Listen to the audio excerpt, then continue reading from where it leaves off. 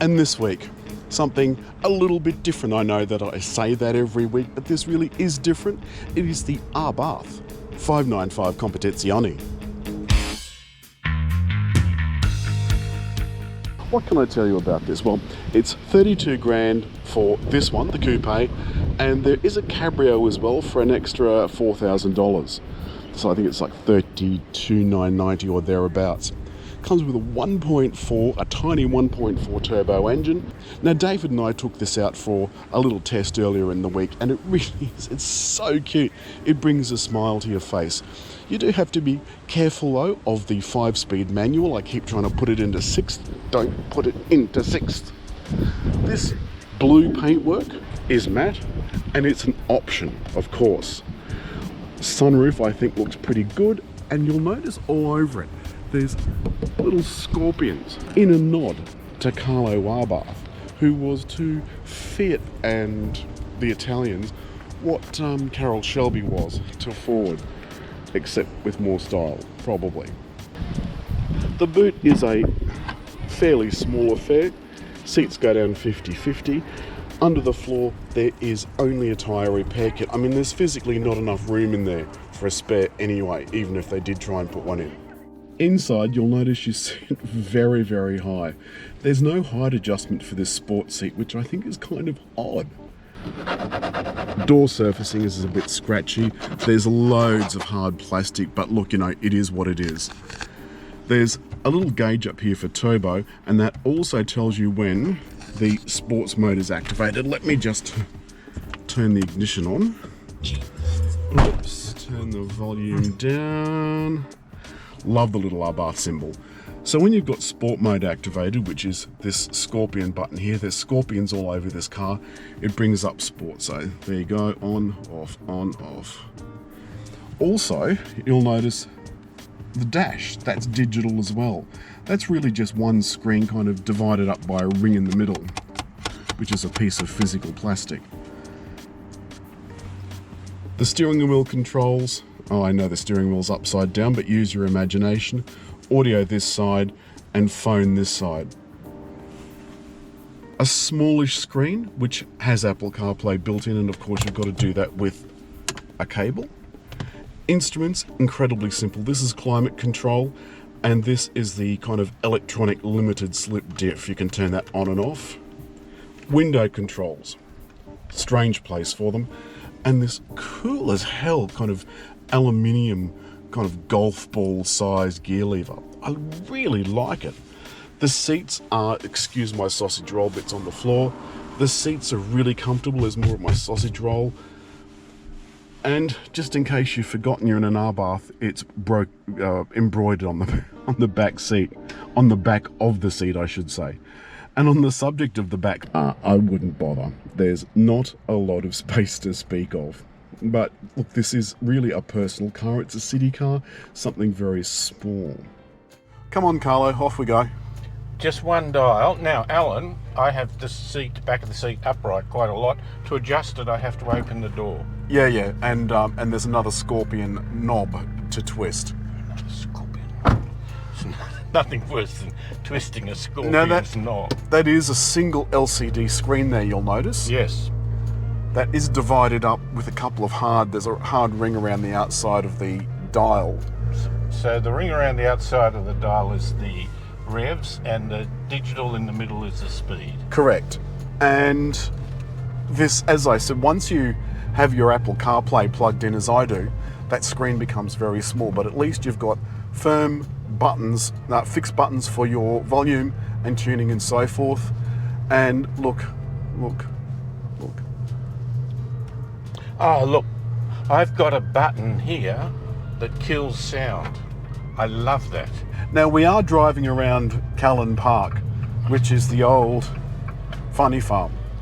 Mental health hospital. Yeah, funny farm, that's what I said. Place you and I would feel very much at home. We're coming up now along the front section of Callan Park, the beautiful sandstone building, which of course they've tried to pull down I don't know how many times. There are some stunning buildings here, Alan. But absolutely beautiful, late 1800s they were built. It was the College of Arts for a while. Oh, was it? Then Yes, the Liberal government closed it. We're out. Nice sound. It sounds good when it's revving out. When you came in and were just idling, it was sort of a noise between a sporty engine and a model aircraft. David, you're a hard man. You're a hard man to please. The other thing is it feels fast. Because it's little and... But the seating position I've thought for the last week is very high. Yeah, well... Very high. And you can't make it lower. It's easy to drive. It is easy to drive. I mean, probably not in sport mode. Oh, even then it wasn't sort of aggressive and jerky. Well, how do you feel now? Has that made it a little bit better? No, it's not aggressive and jerky, but David, it's only got 132 kilowatts. Yeah. There's only so aggressive you can be. One thing that I want to point out, though, is the firmness of the suspension. Hard suspension is great for cornering, and on this it feels really, really, really firm. However, in the tight bends yesterday up near Pie in the Sky, it didn't feel like... I mean, it absolutely, it stuck to the road, but the suspension actually felt quite soft.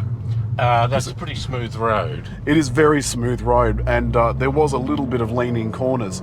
So as firm as this is, it still felt quite soft.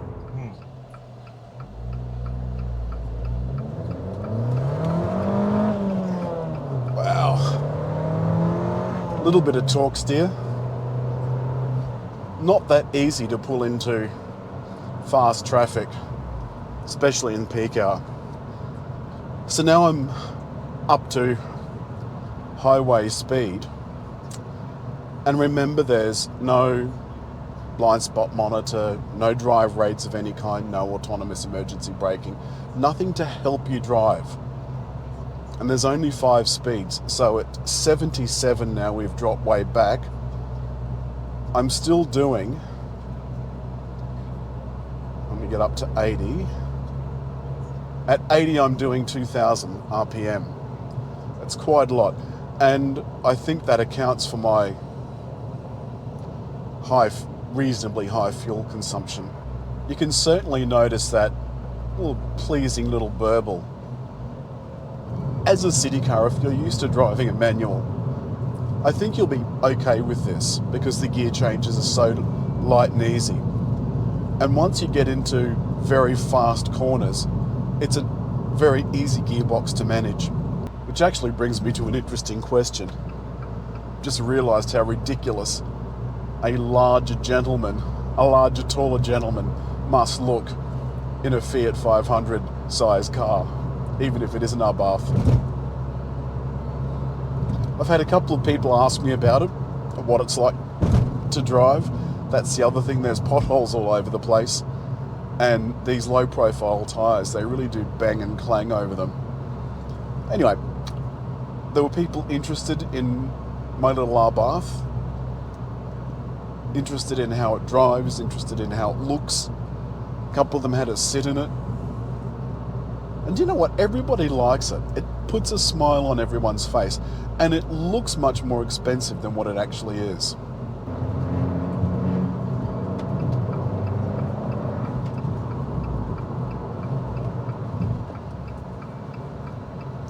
All right.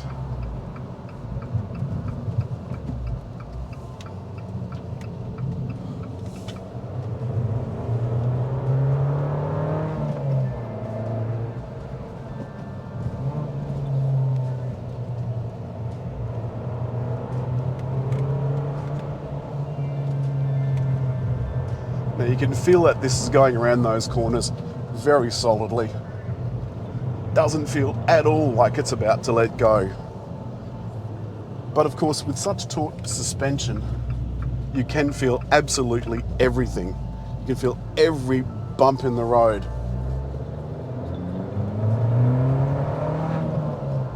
And whilst that can feel rewarding in some circumstances, as I said before, I don't think you could do this on a long trip. And And that's it this week from the Abarth 595 Competizione. And before you write in and tell me I'm mispronouncing it, I don't speak Italian, and that's what I've heard it pronounced as. And it's what Abarth pronounces it as well, although some say Competizione. As always, leave a comment, hit like, and over there to subscribe. And by the way, the comments are moderated.